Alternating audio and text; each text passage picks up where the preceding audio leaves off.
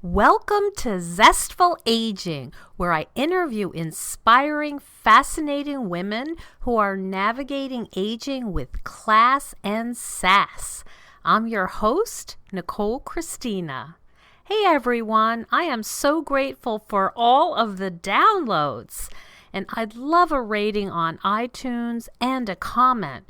And please subscribe. It helps the show's rating so other people can find it and learn how to age well. And if you are loving the podcast, why not check out the companion online course, Zestful Aging, Simple and Sustainable Habits for Health and Longevity. You can access it through my website, NicoleChristina.com/Zestful Aging. It's based on the Harvard study of adult development, and I'm really proud of how it's turned out. Well, I've got my coffee in my hand and my trusty dog Sparky beside me, so let's begin. Today we have Christy Jones, who is a certified holistic health coach out of California. She's a certified mindfulness educator, trainer, and speaker, and she specializes in stress reduction and is an expert on the gut-brain connection.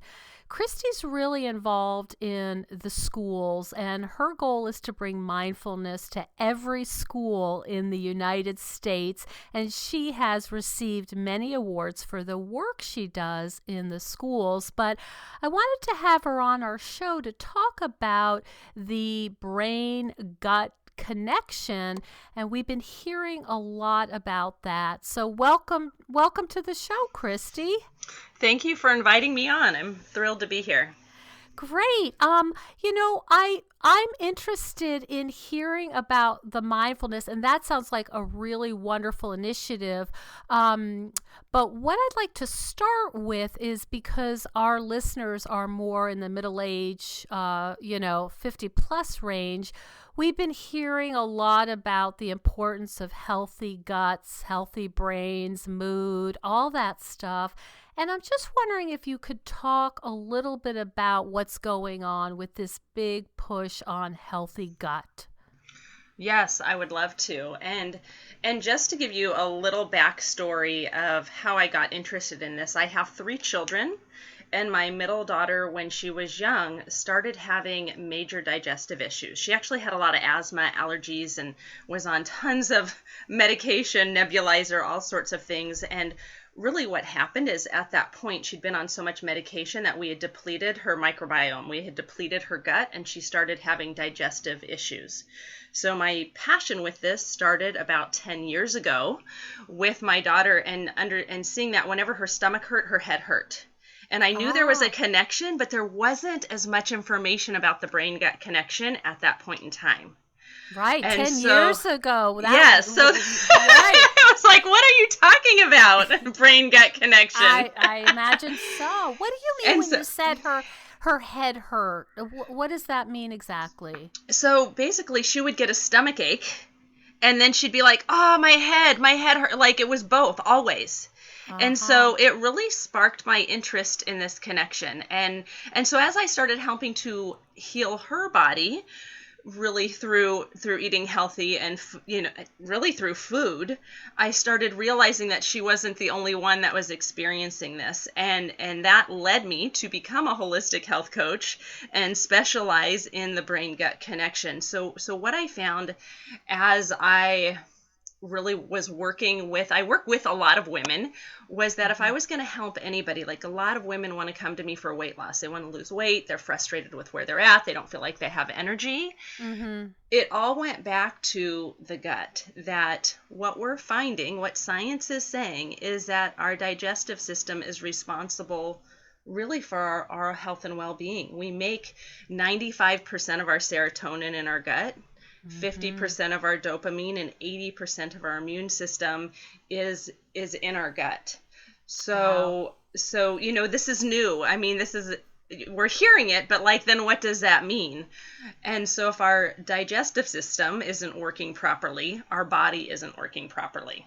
And It's like the control central. yes, so it is. It's our, what is it? I'm not that great with computers, but whatever's running the computer. The motherboard. The motherboard. It's really the motherboard, and just modern life is depleting. We hear a lot about the microbiome. Those bacteria in our gut really are so important for our overall health. And that is so interesting. And I'm just trying to imagine you as a mom trying to figure this out 10 years ago when it wasn't splashing on all the, all the media outlets. Was it lonely trying to put this together? Absolutely. And yes. And I wish I would have known what I know now then, because really my only resource then was, okay, healthy food. Let's use foods that are anti-inflammatory, that don't, that are helping the gut, helping to heal the gut. What I didn't take into account then is that we actually have a natural state of balance in our body, and that stress plays a huge role in the digestive health. Like I knew it did, but I didn't know how to help turn off the stress response for her or for myself. And 98% of digestive issues are stress related. Wow, this is so important because I think people will, and I'll joke with people, and I saw on your website how we eat is as important as what we eat, and it sounds like Mark David, some of his work, but I think people will go on the assumption that if they're eating kale smoothies all day, then they should be doing great. But then they're drinking them as they're speeding to work and worrying and stressing and on their phone and all of that. So this is a very different approach. Yes, so food is important, but it's only actually a small picture of our digestive health. So we absolutely want to be fueling our body with good food. But if we're under stress, our digestive system is literally turned off. If we're in the fight or flight mode, which most people are in a chronic high or low level fight or flight, in that state, our digestive system turns off, because if a lion was chasing us, we're not worried about digesting our kale smoothie. Right. That's exactly right. That's right. Or having immunity or fertility. Right. Any of those things. It's just worried about, getting away. So our blood is going to our arms and our legs to fight or to flee, and to our brain to think. But that we're not, with our digestive system in that state, it's literally not digesting properly, and it's not absorbing the nutrients from our food. Wow, this is bad news, I think, for those of us who are just saying, let me make an organic meal with nuts and seeds, and then watching the nightly news. Right. So turn off the nightly news. That's the first suggestion. Right. Turn off the nightly news. So tell me what would be your first big suggestion. Where are we going to start? This sounds so important.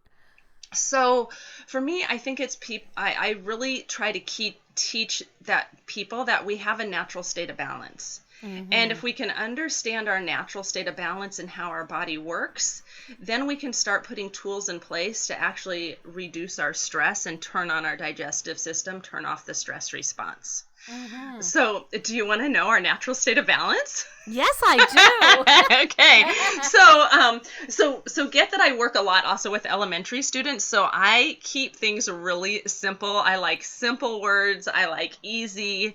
So my goal is to make you're talking to the right person. My goal is to make health and as fun and simple as possible. So if we imagine a tree, a tree to grow and to thrive needs to have sunshine coming down. It needs to have warm energy coming down, and it needs water coming up its roots to nourish the tree. So water energy coming up.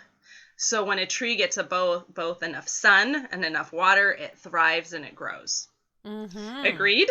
Yes, I'm right with you. I'm sure we could make it more complicated if we want, but we're going for the simple version in case there's any scientists out there. Yeah, right.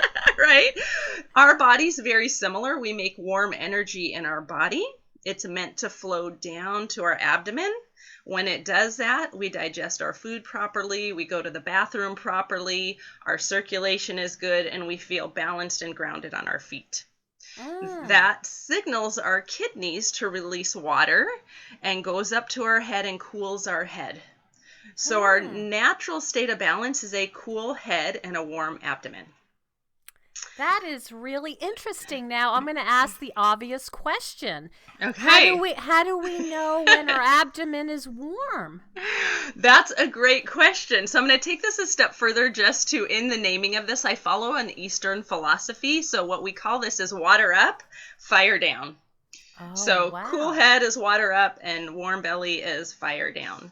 So to create this state, I teach people simple movements that, you can even visualize over the phone. We don't have to be, over this podcast, you don't have to see it to get it. But most of the time we're in our head, and our head, so I guess let me back up just a second. So when we're at a balance, that energy flows up to our head, and then we get a hot head and a cool abdomen. So when we start feeling anxious, stressed, overwhelmed, then our head is hot. Then we know that we're in fire up, water down, right? So we more easily can recognize when we're out of balance. Most people know that feeling of being frustrated and overwhelmed. Okay. And you're talking about that being a sort of a hot head. Yes. So all that, I mean, I'm going to try to understand it in my language and tell me if this is right. Yes, but it's sort of like, there's a lot of energy going around. There's hamster wheels running very fast. And there's just a lot of activity. Is that? Yes. Am I Absolutely. Hot head, like I've got too much to do. I'm not sure how to get it done. Somebody cuts you off on the freeway and you're stressed. That is, a hot head and a cool abdomen. So what happens in that state, let me explain what happens in that state, and then I can show you how to feel, the natural state of balance, is that when our energy goes up to our head and we feel stressed and overwhelmed and anxious, our abdomen actually becomes cool. And we clench, we feel our tension. We might feel like we're stressed in our shoulders, but we actually are clenching our intestines too. We hold that stress in our abdomen. And so what's happening is we're clenching, right? Yes. And so we're creating tension in our intestines. And over time, what happens is we start creating like stiffness in our intestines, and our intestines become like a garden hose that's been left out in the sun. It becomes stiff and cold and leaky. Oh my And goodness. So that is not where we want to be for a healthy gut. And is that clear so far? It's fascinating. Yes, it's clear. So what we're wanting to do is we're wanting to bring that energy down from our head, so we're thinking too much. We want to bring our energy down from our head to our abdomen. Okay. And so you want to know how to do that? Yes. So it's really simple. I like to teach people something that I called head, heart, tummy tapping. So once again, I work with little kids, so I keep my names really simple. Is this the belly button breathing, Christy, that you talk about? This is not the belly button breathing yet. Okay. We can talk about that too. This, you don't need anything but yourself in there. But if you stand with your feet shoulder width apart. Yes. And bounce your knees just a little bit. Mm-hmm. And breathe in through your nose and out through your mouth. Mm-hmm. And then you just start tapping your head with your fingertips. So even just this, tapping your head and breathing, releases tension from your head. But what you're doing is in tapping your head, you're bringing your body and your brain back together again. So stress is when the body and brain are disconnected. So through simple movements and breath, we can actually connect our body and our brain back together, and we can reduce stress dramatically. This is sort of, it reminds me of the emotional freedom technique, EFT Yeah. tapping. Yes. Okay. So instead of tapping, like most of that's kind of like in your face, Yes. I use the whole body. And so we want to tap here for just about a minute. So if anybody's following along, they can just do this as we're doing it. You're just standing, bouncing your knees, breathing in through your nose, out through your mouth, and tapping your head, closing your eyes, and it will really start relaxing your body. So we're doing a couple different things. We're increasing our blood flow to our brain. Mm-hmm. Our brain requires 25% of our blood flow to even function and 20% of our oxygen. So we need to get that blood flow to our brain, but we're also releasing stress and tension from our head. Wow. So after tapping there, the next place we want to tap is our chest. I call it heart. So we really want to be tapping our chest, not off to the left, but just right in the middle with an open palm. You know, just put your hand, open palms on your chest. I won't tap or else you're going to hear it on the microphone. Yeah. So is it like, is the sternum area or someplace else? Yeah. So just right under your collarbone. Under your collarbone. You're tapping right there, open hands. And if you do this and you close your eyes, you'll notice that your head cools down. Wow. So we tap here for about a minute. And then once the next place we tap is put our hands right under our belly button, and we tap our abdomen, our intestines, and we're literally bringing our energy from our head into our chest and then down to our abdomen. So we're teaching the body how to relax. And in doing that, it brings your energy back to your abdomen. So then you tap here for a minute or two at your abdomen. Mm-hmm. And you can stay tapping longer if you want to in each spot, but just even a minute at each spot, and then take a couple breaths, and you'll notice your head feels cooler and your abdomen starting to feel warmer. And so as a psychotherapist, I'm trying to imagine talking to people who are feeling anxiety or panic or overwhelm. Mm-hmm. And is this would be suitable for people like everybody? Oh, everybody. So I teach the same thing to the women I work with that are over 50, to the kindergartners that I work with that are 5 and 6. Mm-hmm. So basically we're learning how to tap into our body. And to notice how our body feels and to get in tune with our body, because we've gotten so used to being busy and not really paying attention to our body. We want our body to come on this journey, but we just want it to do what we want it to do. Mm-hmm. And it's like, we don't necessarily treat it well. Right. So we want to invite our body to come on this journey of life with us as we get older.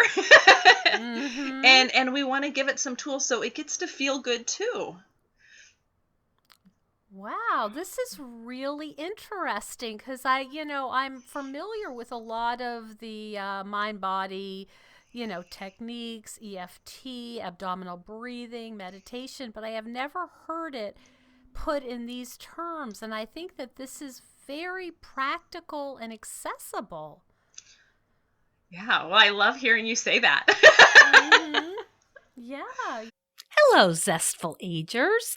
A short intermission to thank you for the incredible amount of downloads. I love creating this podcast, and it's so satisfying to know that you are enjoying it too. Creating and hosting Zestful Aging has been a blast, but it does require a lot of time and resources to deliver a high-quality interview to you every week.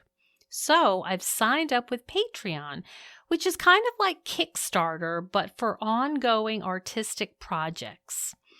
Unlike Kickstarter, the donations are recurrent and the amount is usually smaller. When you become a patron of Zestful Aging, you will receive special benefits like behind-the-scenes info, a place to communicate with other listeners, as well as other patron-only bonuses. These funds will be used to make equipment upgrades, particularly for mobile interviewing, and to travel to interview guests, like to New York City to interview participants in the Diversity Fashion Show. I also need to hire a professional editor. So please go to patreon.com/Zestful Aging and make a small but vital donation. Thank you for contributing to the ongoing success of Zestful Aging, and I can't wait to bring you more juicy, inspiring interviews. Now back to the show. Yeah, so can you tell me a little bit about when a woman of a certain age might come in and say, not feeling great, low energy, life is sort of maybe at a fork in the road. She might come in with what other kinds of complaints might she be talking to about? A lot of clients that I see will also be dealing with maybe like some type of a bloating issue. Constipation, diarrhea. I deal with a lot of digestive health. Right. But if it makes sense, if you think about that, we hold so much stress in our intestines. Mm-hmm. And so, that tends to be a common problem. I think there's more digestive issues, that in what I had just mentioned than we realize. So my understanding, it's 1/3 of all Americans are dealing with some type of a digestive issue. Wow. I mean, we're really a mess, aren't we? We're going to our doctors. The number one complaint is I can't sleep. And then 25% are on some kind of antidepressant, anti-anxiety med. And then what you're saying is our bodies are, stiff garden hoses that don't. Yeah. Yes. Really. No wonder there's, people are unhappy. Right. Yes, absolutely. So I guess a lot of common too, I just see high stress, anxiety, depression, just a lack of joy in their life and not sure how to get it back. And so when they start doing these practices, doing the warm abdomen, doing the cooler head, and getting more aware of, oh, wait a minute, there's too much energy and activity up in this brain. Let me do my tapping. What do they find? What do you see as they're healing? I mean, it's just so much fun to see the results people have, and it just kind of depends what they've been experiencing, but people that we don't usually talk about bathroom stuff, but we need to. Constipation is actually a huge issue. Like most people are chronically constipated, but people that can actually go to the bathroom, they're like, oh my gosh, I just want to go to the bathroom like a regular person. Simple pleasures. It is it goes back to such a basic need, something that we need for just survival and to be healthy.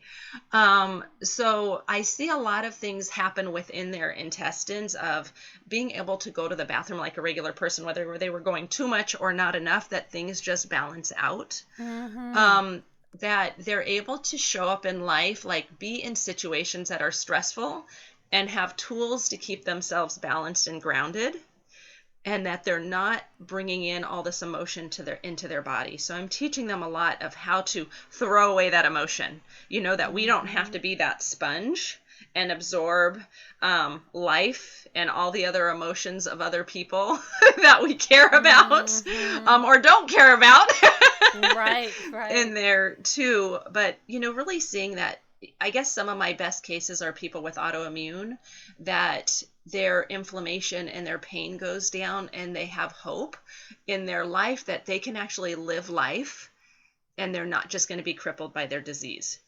Wow. I mean, that is just major transformation there. So let me make sure, I don't want to sort of misquote what you're saying. I just want to make sure I'm getting it. You're saying even as a certified holistic health coach, you're saying food is important.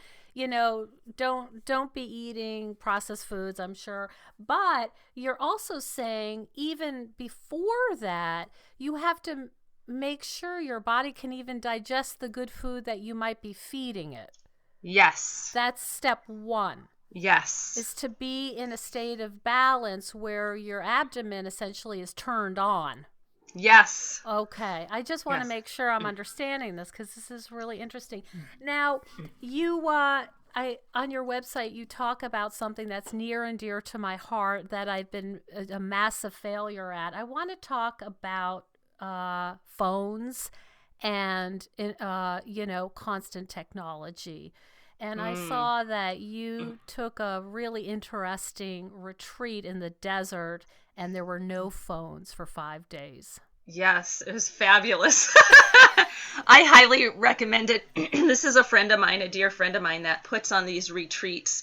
It's called Restival. So if anybody's Mm-hmm. interested in, they can look it up. And her goal is really to be doing them all over the world. I'm Mm-hmm. not sure when the next one is, but it's available on the Restival site. But literally, we're turning off our phone for 5 days. It's a digital detox. What was it like? Take me through the first. Now, I don't even know how addicted you are to begin with. But if you're like, anybody else, Yeah. I'm assuming you're on your phone. Oh Is yeah. I that mean, right? when you run your own business, and people contact you through your phone or That's through the right. internet, I'm on it, right? That's right. So, That's I right. mean, that's part of my business is to be on it. And I actually thought it was really going to be hard. I was a little bit scared that, oh my gosh, what am I going to do without my phone for five Right. days? And she did not take our phones away, but you're in a place that there's really no reception. She didn't have to. So she didn't have to, right? Yeah. And it's almost like a switch, just like a relief switch, turned on. Like, wow, I just get to be in this beautiful land, and I don't have to contact anybody. And it was like, it was Wow. actually just freedom. So I don't know if I can explain it in the way of Right. that, that nervousness or that stress of not having, being able to, like, well, what happens if this happens? There was a way people could contact us if they needed to. An emergency, So, sure. so Yeah. that was taken care of. And then just being in a beautiful location where, really what I wanted to do was just get up in the morning and watch the sunrise and sit Mm. and watch and be in this land that it just created that safe space to just be. And Yeah. there wasn't a whole lot to do except for just to be in nature and to interact with other people. What I realized is our conversations at our mealtime, we sat for over an hour and just talked. Nobody was on Mm-hmm. a phone. Imagine that Mm-hmm. mealtime with nobody on a phone. Mm-hmm. And Mm-hmm. that the conversations were just so rich and deep because there was nowhere else to go, Mm-hmm. and we weren't tied to the technology. Did you notice your body feeling differently? Speaking of stress in the body. The whole experience, I mean, it wasn't not only having a break from technology, but just being out in a beautiful environment in Arizona. Mm-hmm. So it was a combination of things that just felt really relaxing. Mm-hmm. And then coming back and wanting to bring that back into my daily life, that I don't have to be addicted to my phone. Um, yeah. Although it creeps back in. That's right. I That's have to right. say, it creeps back in. Mm-hmm. I'm not so surprised. so I think it's important to continually have those digital detox where we Mm-hmm. give ourselves a break, whether it's, we go out for the day and turn off our phone and just let people know we're not available. We don't Mm-hmm. necessarily have to go on a 5-day trip, but setting some Right. boundaries for ourselves that are healthy. And what I'm seeing is that technology in the kids that I work with, I started asking them, how many of you have a hard time sleeping? And seeing that, I think I was talking to fifth graders at that time, that many of them are having a hard time sleeping, and a lot of them are on a screen or a phone or a game system before they go to bed. Mm-hmm. So this is actually something that we need to start dealing with our kids, at creating healthy boundaries with technology Mm-hmm. when they're young. And so I talked with them. I asked them to start turning off their device at least a half an hour before they went to bed, and Mm-hmm. they were receptive. They were doing it, and said that they made a difference for them. Wow. Wow. I was in the Yeah. grocery store the other day, and there's a wee little toddler, young toddler, sitting in the up front in the seat, and his parent, maybe his mom, gave him a book, and he was trying to swipe it Yeah. like it was an iPad. Yep. Yes. These little Yep. kids know how to work phones. My nephew's Mhm. 3, and honestly, what we're seeing, I know this is meant to really gear towards women in their 50s, but I think this information is valuable too, is that even the school system is going more towards Chromebooks and iPads, and the kids are used to being in front of a screen. We're literally going to have to be teaching kids how to communicate face to face because they're Mhm. so used to being in front of a screen, and that they're creating these classrooms that are called 21st century classrooms, that each child has their own iPad. And Mhm. so in our district, they have the power went out one day, and the newer classroom that's so used to being on technology, their systems were down because it's more Oh, based wow. on technology. So, there's some things for us to look at Mhm. in this modern world, is how do we have that healthy relationship? Because technology is not going to go away. But Mhm. how do we create that healthy balance for ourselves as women? How do we create that healthy balance for our families that are probably so resistant to any type Mhm. of boundaries? What? I Yep. can't just be on this as much as I want. Right. Yeah. Yeah. Yeah. Um So, do you do online work at all, Christy? Could people contact you to have like a consultation with you?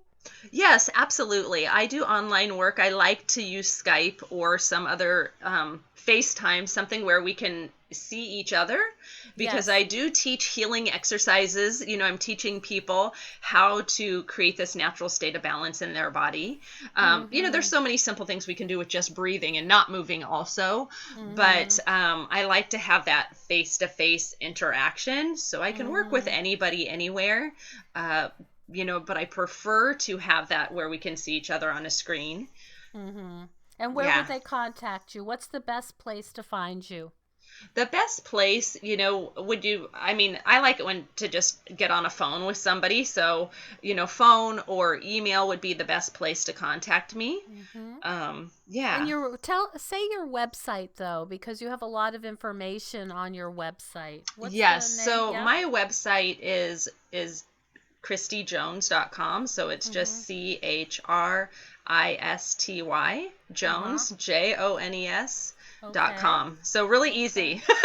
Yeah, that is Try to keep everything simple, right? So I just have that's to have a right. simple last name. That's excellent. Well, there's Yeah. so much here, and it seems like, you're talking about things that are, it's not like a 10-point system. It sounds so sensible, it sounds so straightforward, but really profound and just so you're dealing with the major systems here, Yeah. really big changes. I could see this being extremely helpful for particularly women who are middle age, getting older, of a certain age, and maybe their digestive systems are even slowing down a little bit. Things are slowing down, and they're saying, I don't want to live the rest of my life like this.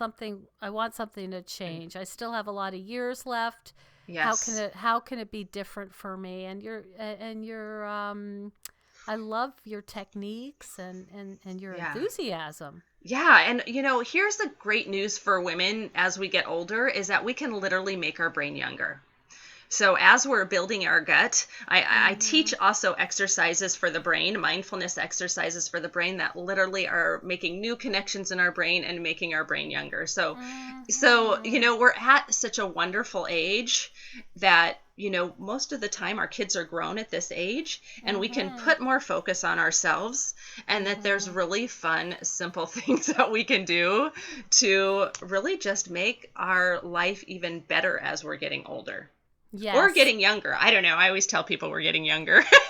Yeah, no, that's great stuff, and I think a lot of our listeners will be very interested in that. So, thank you so much for helping me understand some of this. This is a new way to look at it. I really thought I had a pretty good handle on mind-body stuff, but you're definitely taking it another step further, and I love what you're doing. Thank you. I love what you're doing too. Thanks so much, Christy. Thank you. Thank you so much for joining us on Zestful Aging. I love to hear from my listeners, so send me an email at NicoleChristina.com and tell me what you'd like to hear more about. I would also greatly appreciate if you could hop on iTunes and rate the show. Ratings help other people find the podcast so I can share all these good, juicy interviews with others. I would also invite you to become a patron of the Zestful Aging podcast. Hop on over to patreon.com/Zestful Aging and consider making a small donation. You will be eligible for insider-only goodies and behind-the-scenes information, and it'll help you feel good knowing that you're contributing to the Zestful Aging podcast. I'll look forward to sharing more juicy interviews next week on Zestful Aging.